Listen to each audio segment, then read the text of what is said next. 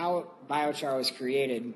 Back during the Spanish conquistador days, when they were traveling through South America, they were actually in the high Andes in Brazil. And, some of them were required to go find supplies, so they went east, and they're the first Spanish to get into the Amazon basin.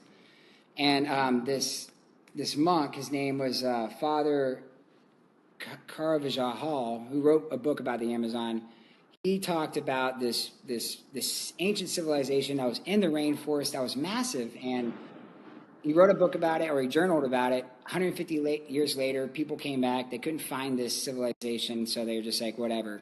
In the 1990s, another group of researchers went back to where he was at and found remnants of a civilization. And they found these plots of land around areas that were where civilizations were, like next to rivers, on high points. And these plots of land had exceptional forests on it. Like, there was really night and day different from where there was some areas and some that weren't. And they realized that when they dug down into the soil was black, rich dirt.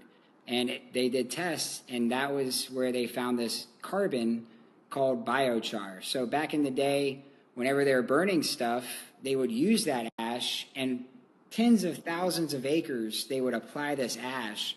And what's really cool about it, which shows like the value of this material, is 400 years later, that material was still in the ground. It didn't wash away. It didn't get sucked away. Like, it was still there. So it's to create biochar, it's basically you heat up wood without the presence of oxygen, and all the gases, the heavy metals, everything is released from that wood, and then what you have left is carbon. And this carbon, biochar, you go into your refrigerator, you're going to have a activated carbon filter in your fridge. That could be made from biochar. You have, there's toothbrushes that are made out of charcoal. It's basically an activated charcoal, but it holds 6 times its weight in water. So on our test, when we first pulled it out of the machine, it weighed 650 pounds a yard. And yesterday I weighed it, and it was 450 pounds. So basically all that water was captured, but it's still in there. It's still 30% water. So if you're using it for land remediation, imagine not having to water your land as much as you used to.